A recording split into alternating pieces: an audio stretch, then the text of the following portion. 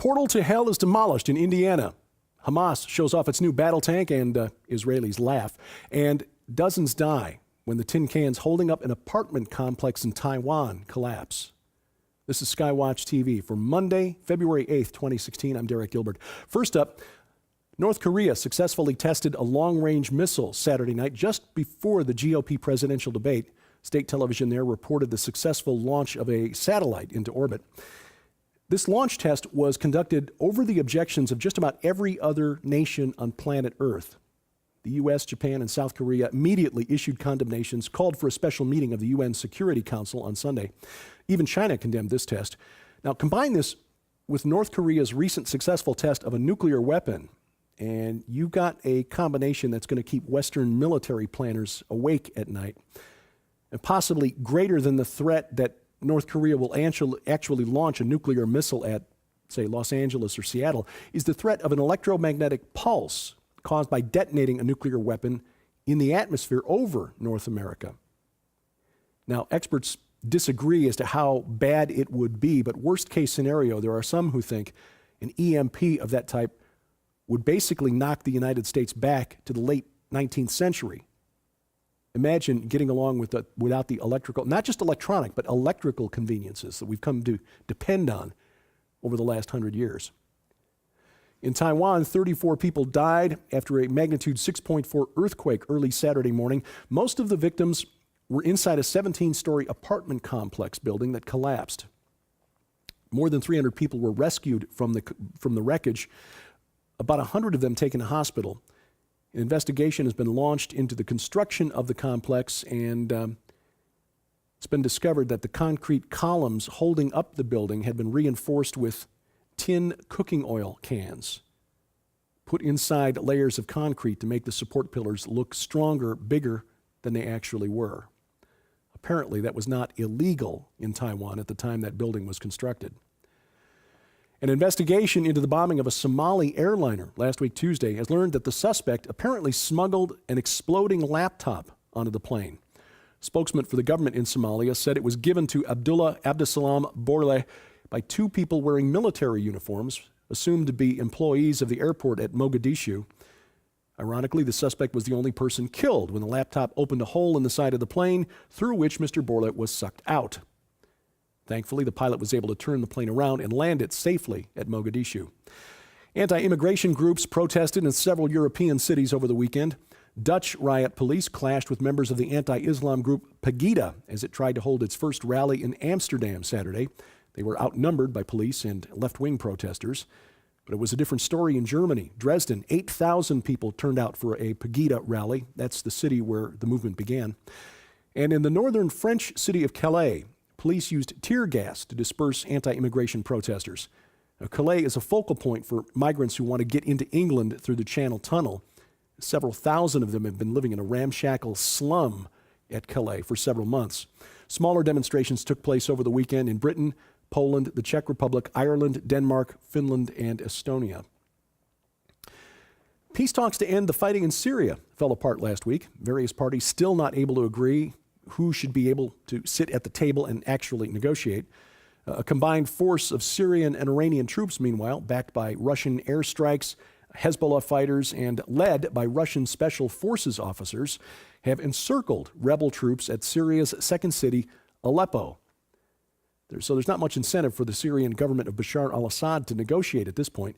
Once the rebels in Aleppo are defeated, which appears to be just a matter of time, their supply route from Turkey will be severed, and it will be difficult for the rebels to continue the fight. Essentially, the survival of the Assad regime will be secured at that point. Now, toward the end of last week, a spokesman, for the governments of Saudi Arabia and the United Arab Emirates offered to send troops to Syria to fight against the Islamic State, ostensibly.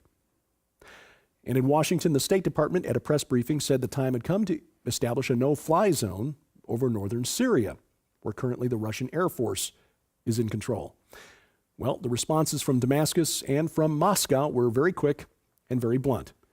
The Russian Defense Ministry rejected the idea of a no-fly zone, said that its advanced air defense system in place in Syria would give its pilots plenty of warning of any approaching aircraft. That's what we call a veiled threat.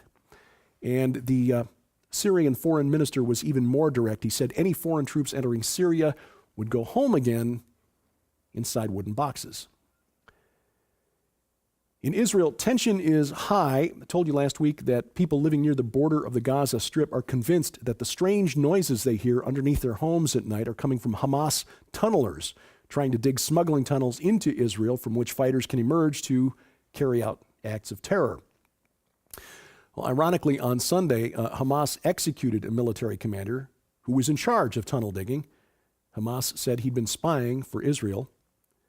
But Hamas has called for a new wave of suicide bombings against Israelis in the form of a music video calling for attacks specifically against passenger buses, similar to the attacks that were common during the Second Intifada between 2000 and 2005. The lyrics of this song say, "The Intifada isn't an intifada until the bus roof flies." But then Hamas goes and posts something like this to the internet. You just have to wonder about these guys. This is a photo, allegedly, of the new battle tank that Hamas has created from the parts of captured Israeli tanks. Now, notice anything interesting about this tank?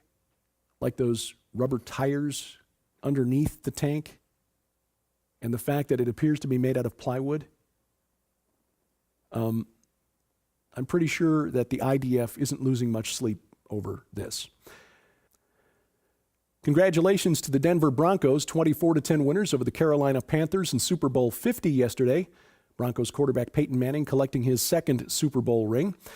The Broncos' victory also put the kibosh on a prophecy that was going around the internet that said that if the Panthers had won the game, it would signal that revival was about to break out in the United States. Now, that would have been wonderful, but just looking at trends, and maybe I'm pessimistic, regardless of who won the game, I just didn't see revival breaking out in any big way. I pray that I'm wrong. And one final story. In Gary, Indiana, the home known as the Portal to Hell has been demolished. The host and producer of a TV show called Ghost Adventures had purchased the home and had it knocked down a couple of weeks ago as part of a documentary that he's filming, hoping to release worldwide next year. Now, something definitely happened in this house. Talked about this last year. Former resident Latoya Ammons and her 3 children were possessed, oppressed, basically terrorized between November of 2011 and May 2012 as they lived in the house. Now, the story, when you hear it, sounds like somebody making things up just to get attention, but her story has been verified by other witnesses, including veteran police officers, doctors, nurses, paramedics, social workers, members of the clergy. In one incident, Ammons and her mother found her then 12-year-old daughter levitating above her bed. And in another incident, Ammons' then 9-year-old son walked backwards up a wall to the ceiling, did a flip, and landed on his feet. And this was in front of a caseworker for Indiana's Department of Children and Family Services who wrote this up in her report.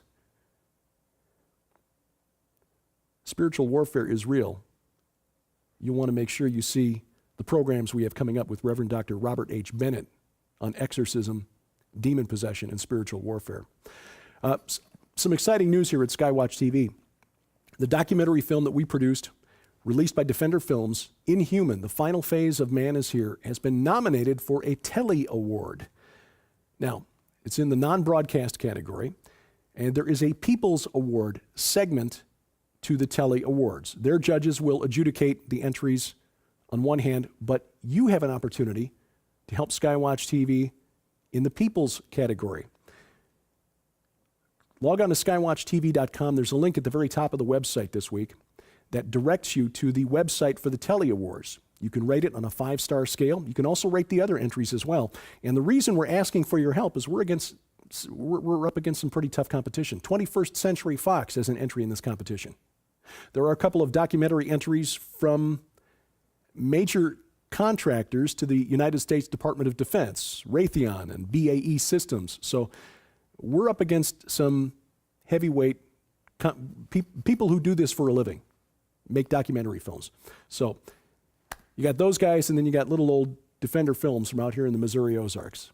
So if you're so inclined and you have a few spare minutes, we sure appreciate your help. Again, log on to skywatchtv.com and you'll see the link at the very top of the page. And we appreciate your vote in the 37th Annual Telly Awards. This week on Skywatch TV, we introduce you to the new members of the Skywatch team. You're familiar with Josh Peck. He's been on the internet for a while, and he's been a guest on the last couple Sci Fridays. He was also an early guest on Skywatch TV, if you remember back to last spring. But you've not heard the story of Josh's wife, Christina, who is also here every day. And her story is very powerful. Don't miss it. Tomorrow night, Skywatch TV, Tuesday nights, 9:30 p.m. Eastern Time, 6:30 p.m. Pacific Time on the Christian Television Network. That's Dish Network Channel 267, DirecTV Channel 376, the Glory Star Satellite Channel 117, and you can also watch it on the internet at ctnonline.com. That's the Christian Television Network's website, ctnonline.com.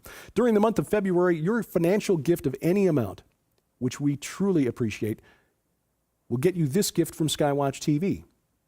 A cross to display on your desk or your wall, 8 inches tall, and bearing the central message of the gospel, John 3:16. Again, it's our gift to you for your gift of any amount while supplies last during the month of February. Instructions on how to give posted at skywatchtv.com. And you can also help us with a mouse click. You'll find the things that we post to the internet, news items, and stories about what's going on here at Skywatch TV, at Facebook, Twitter, and of course our website. You can also subscribe to our YouTube channel, which I highly recommend, because by subscribing to our YouTube channel, you get a notice every time we post a new interview or daily update. And of course, Skywatch TV on Roku. We have our own channel there. If you've got a Roku account and a Roku box, log on to your account, search the channel store for Skywatch TV, and add us to your account. And when I get motivated, I throw up some things on the internet here, my Facebook, Twitter, and website locations, and my email address for your comments, questions, and suggestions, dgilbert@skywatchtv.com. Thank you for watching as we keep watch. I'm Derek Gilbert, and this is Skywatch TV.